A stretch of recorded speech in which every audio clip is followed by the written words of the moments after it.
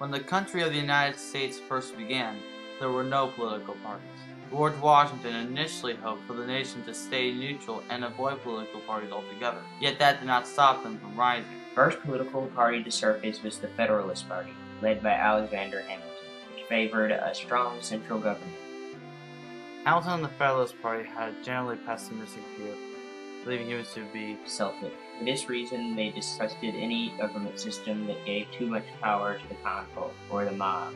They believed that the country should be governed by the rich, well-born, and well-educated, deciding that they would rule more wisely than the common folk. In the eyes of the Federalists, national power and unity were far more important than the rights of the states.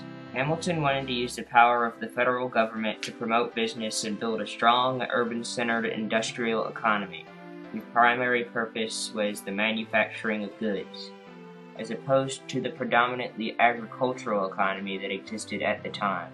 In response to the success of Hamilton's plans in Congress, Thomas Jefferson set out to form the Republican Party.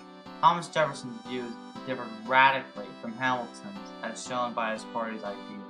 Jefferson and the Republican Party had a far more optimistic view of human nature compared to Hamilton and the Federalist Party, and advocated a strong state government and limited central government. In Jefferson's view, state rights far exceeded government power in terms of overall importance. This is because of his faith of the good of man and belief that people are capable of self-government.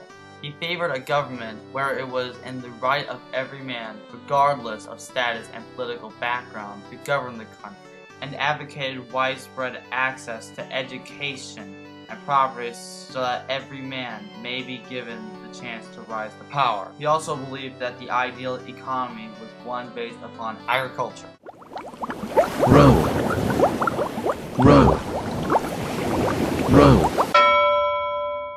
The French Revolution was an issue that caused much unrest between the Federalists and Republicans. While most Americans initially praised France for overthrowing the French monarchy, the cheering quickly stopped when the revolution turned violent.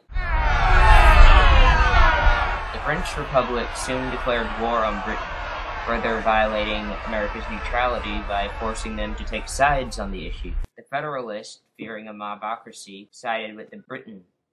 The Republicans, being opposed to monarchy, sided with France. But the rest of the history is too much to be told. So they were basically enemies until the end of the French Revolution, and Thomas Jefferson won presidency against John Adams.